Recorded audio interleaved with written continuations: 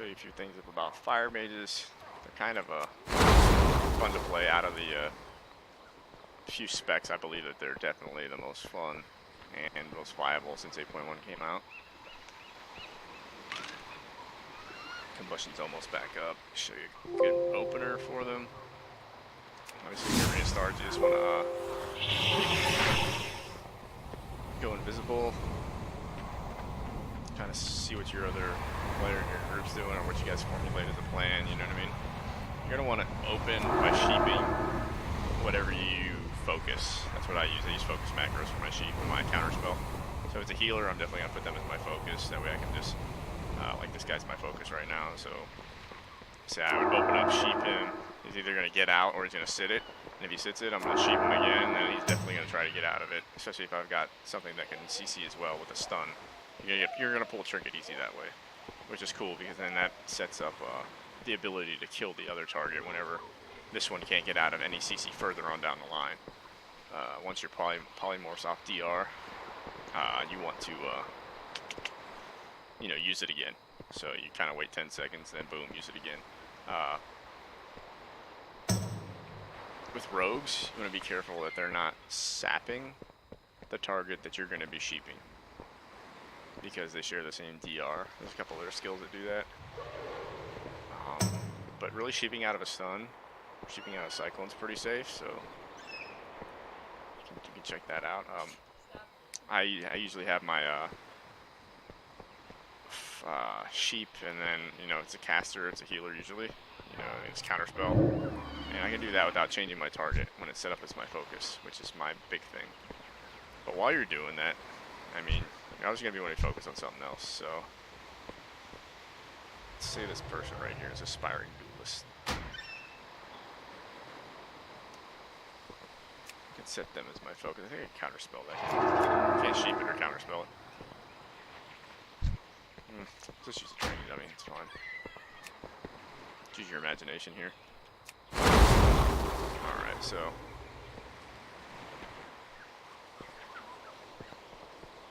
maybe come out of invisibility with a greater pyro if you can. And you're immediately going to want a meteor. Wait a couple seconds. Combustion. Okay, I use my fire blast.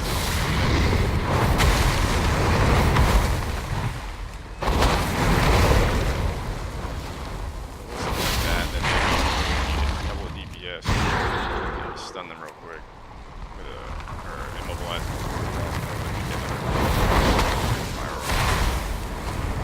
You can do all that, you're pretty much gonna be dead. If you can't, or say if they open up on you, as soon as you come out, so you're doing a greater pyro, and then boom, you get, target swapped. You can hit your temporal shield, and if they're popping their big cooldowns, and then all that damage, you'll absorb it. Hopefully before you die and hit your cauterize proc. But you can absorb that, and then your shield should be back up in 40 seconds. So after they're done doing their burst, their real big burst window, you'll have like 20 seconds to get another temporal shield. So don't be afraid to waste that cooldown if it means staying alive. It's very hard to stay alive. I learned the hard way as a fire mage. If you're not able to keep your temporal shield up whenever the big damage comes. Another trick is like maybe say I'm greater pyroing, just like a basic thing, and then he goes around the corner. So I can like do like that and boom, and he'll be right there and it'll still cast on him. It didn't cast because he was obviously behind me, but using our imagination he was over here, and ideally that would have casted because I was over here before it casted. So he would have been hit with that, and then I could drop my fire blast. His healer's over here or something, or whatever. He's over here. You just light him up. And maybe come back around the pillar and boom, right? Sheep the focus. Or if it's casting a heal and your sheep's on DR, you can do the counter spell. About having something on focus is the fact that it doesn't change your target. It doesn't give any indicator that you're swapping to sheep or swapping to counterspell, so they can't do things like grounding totem, premonition, things of that nature that are going to prevent them from being CC'd by that magic because they thwart it.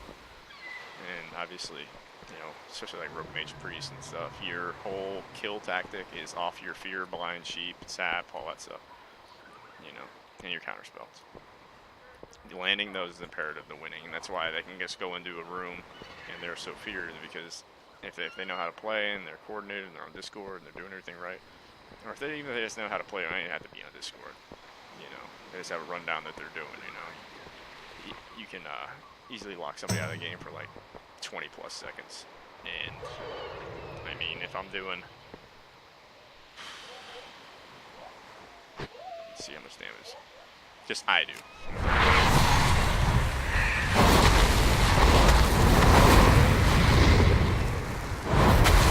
That's somebody's whole life bar right there. That's more than somebody's whole life bar.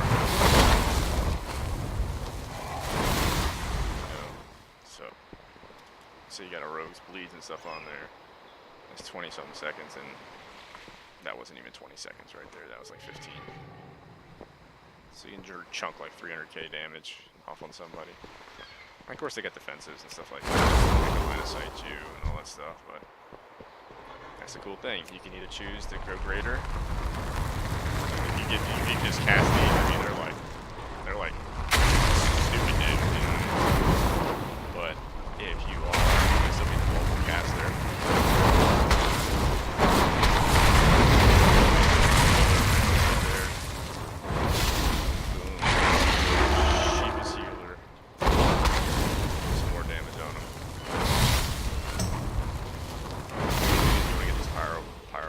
Procs off, because they are a lot of your damage whenever you're in that burst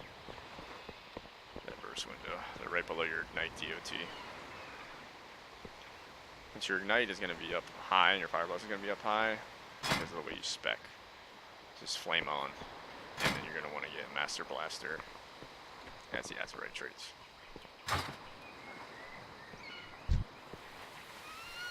Definitely the way to burn somebody up really quickly. You can try that. Also, like CC chaining, you can do like a run on the healer. Boom. You know, DPS from your target.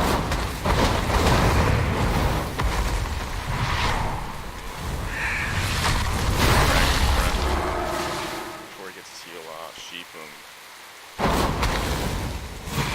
Just cast it in.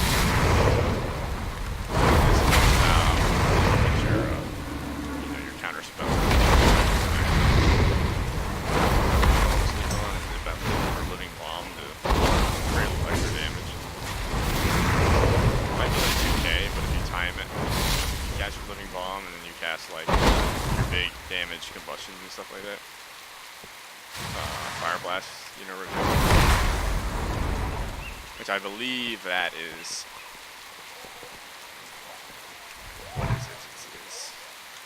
Meteor, do the combustion, wait, and then put another one up, hit it again. Maybe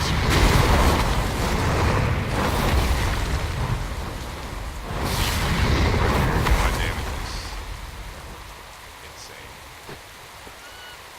And Fire Mage is first window. And they're the shortest but the highest damage window that there is. Couple defensive things. You want to make sure no other mage steals your combustion. Very easy to do. Very annoying if they do it. And you want to make sure that when you're invisibility, when you're casting invisibility, you want to do it like within the first second or two of the arena starting. You don't want to do it really before, because you have another mage who feels comfortable. This can wait you out, especially in like, you know, rogue mage too, or something like that, where both will be stealth and it'll be dependent on who gets pulled out of stealth first. I guess who gets DPS first. You want to save your ice block. You don't want to waste it. You know, if you're going to die, you have to do it, but you want to save your ice block for whenever you really, really need it. You don't want to overlap ice block and cauterize. If you're fixing to get down to like that 15% XP range and stuff like that, you know, and if your temporal shields let you come out, you're still low health. If you get 50% HP though, you want to kind of come out of ice block. You don't want to let your your healers have to heal you back to full before you come out and start doing damage and keeping your pressure up. That's the whole thing as a mage. You just try to keep pressure up on one target the whole entire time. So your opener once again is question.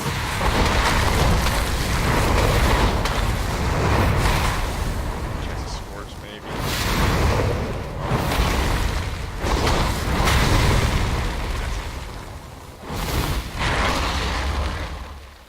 Especially if you get another damage with you.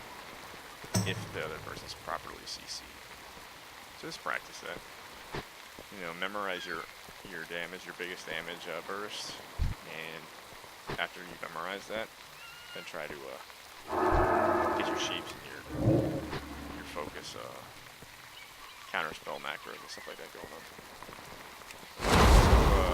Think real quick, like say you're fighting a warrior, he has a dead zone on his charge. So it's like about this range right here. He's a dead zone. It's where he can't charge you and he can't hit you. Hunters have that too.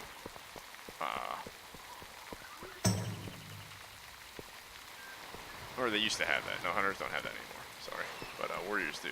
So you can be like right here, casting a greater power right in his face. He doesn't have anything to hit you with.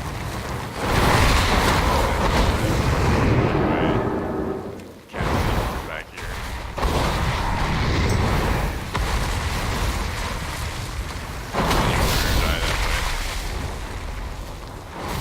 Also, too, say you shimmer away twice. Frost between you and him. You know what I mean? It kind of creates this invisible shield against him. So you don't well enough to jump over it and get frozen, and then you can go back across it. So start repeat your damage on him. And if he gets frozen and his healer isn't carrying to cleanse him, you can start a greater on him.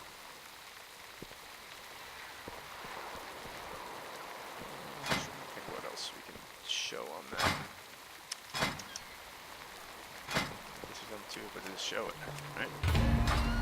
I don't main a mage, I main a hunter, but I like the way mages play right now in BFA. Especially 8.1 being kind of a, I don't know, letdown. Didn't really throw up enough difference. It still works for me, I'm happy. I mean, this guy was island level 330 like 3 days ago, so definitely helped me get gear, you know, but gameplay's more important than gear. As a certain Fury Warrior would tell you, rerolling Horde and hitting 2K in like a week. It's pretty strong.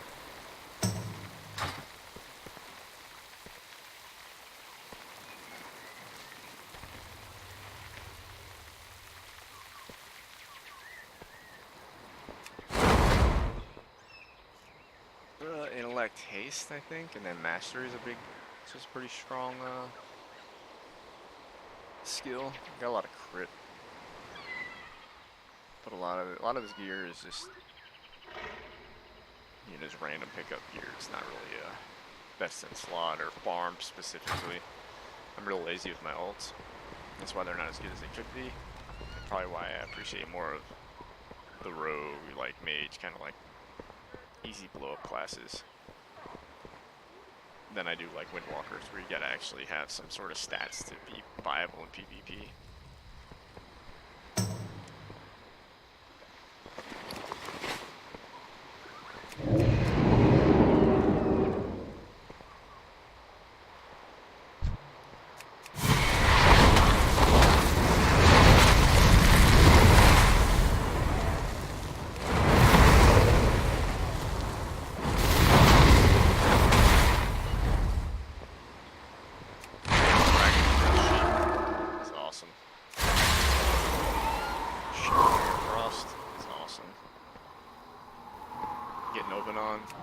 Temporal shield. Boom, you heal. Oh wow, you're still you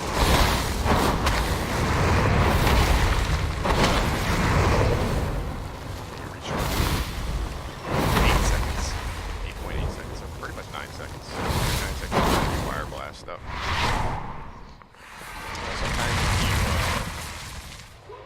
cast a meteor, maybe you want to throw somebody into it. So when it falls, it's like a direct hit, or you can drag it to make sure they don't sidestep it. A lot of people will sidestep your meteor because it is big damage. For that reason, instead of clicking meteor, pressing your meteor button and then casting it somewhere, I do make a lot of different macros to where they are cast at cursor. Very simple. Show tool to cast a cursor, meteor. Do that for everything.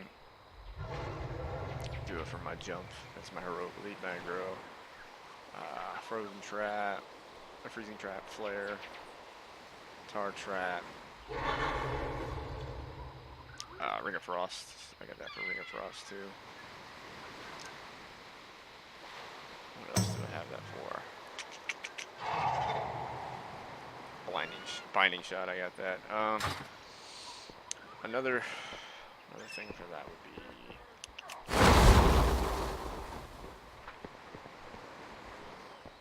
Let's try macros. Oh yeah, sorry.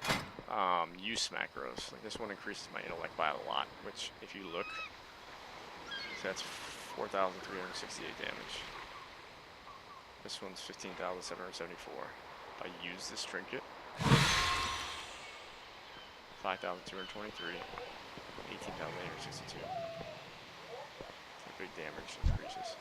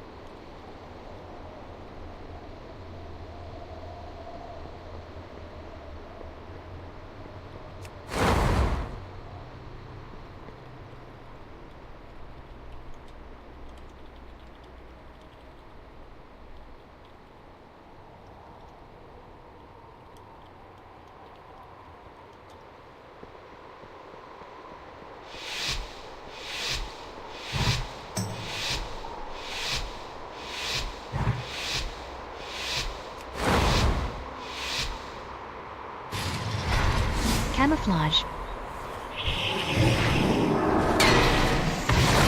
Rebuke. Averting rest.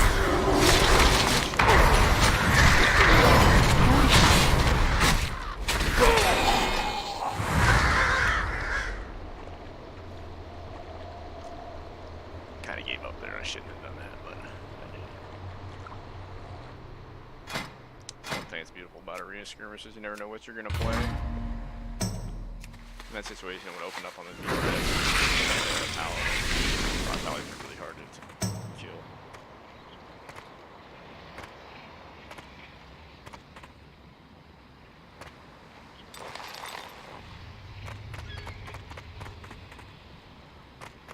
As far as gearing goes, though, the fastest way to gear up with any character nowadays is just a conquest cap doing RPGs.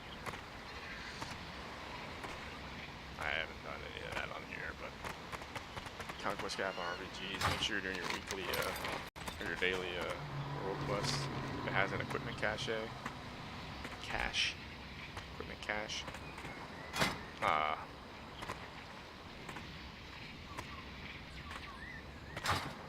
Obviously, do your world bosses and the new assaults help you get pieces that are relevant. Or they're scaled towards your eye level, so if you ever like where I'm at, you'll get a 370 piece out of that. Or maybe it was 365. Yeah, I think I got this cloak out of that. 365. Kill Ibis the Forest Lord. Not necessarily 3 times in a row, but definitely try to farm the world bosses as they come up, and use your bonus rolls on world bosses if you don't have high content through your guild or through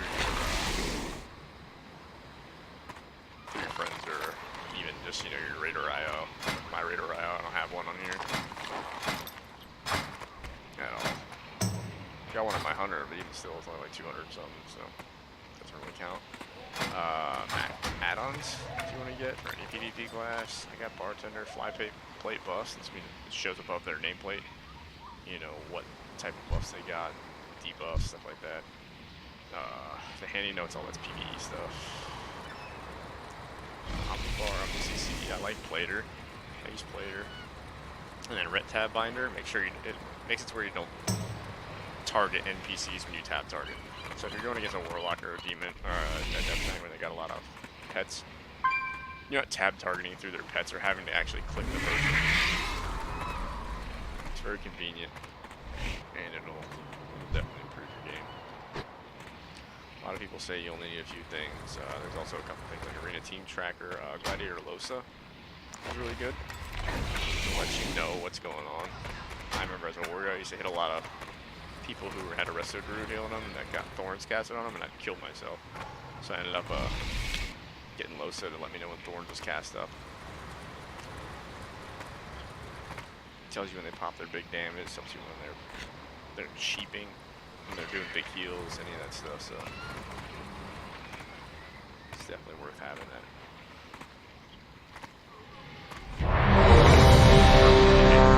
So you don't have to look and see the icon, it's in your ear.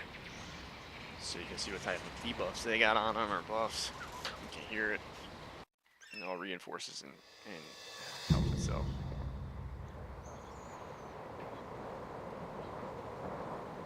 Mage. Nice helmet.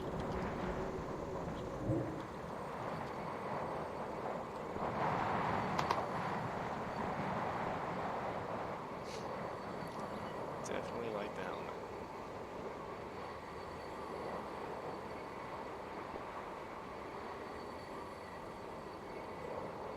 That's kind of cool.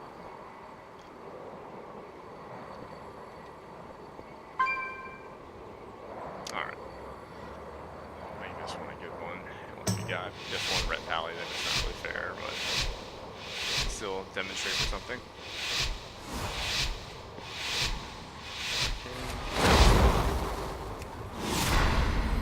Looks like that's what it is.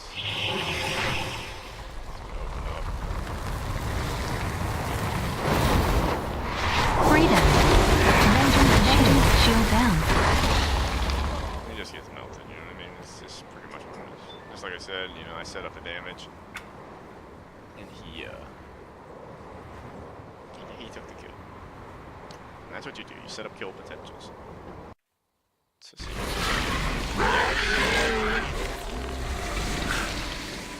You just get their life down to a certain point to where they can have the second go.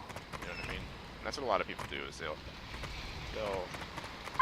I'll cast my big damage and then they'll wait and then they'll go like whether Vendetta or Recklessness or whatever it is and do their big damage too. That way you're having steady, consistent, high output damage. But also too, sometimes it's good to synchronize those big damages to where you can big damage windows to where you can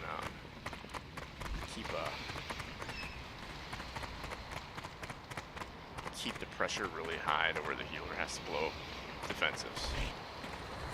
Hopefully you can get them to overlap defensives and set up, you know, kill potentials later on for your second go. One thing about a lot of cooldowns is a lot of defensive cooldowns have a higher cooldown rates than the offensive ones, and they do that purposefully to make you, you know, not get stuck in a 50-minute game. You know, that's the same reason they added dampening to the game. You know, make heals and heals less effective to where you don't have 50-minute arena matches. So that's pretty much it for now. I'll make another video. I'm gonna choose between Rogue or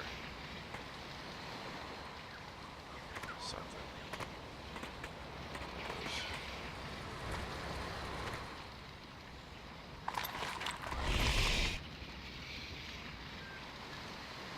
That's it.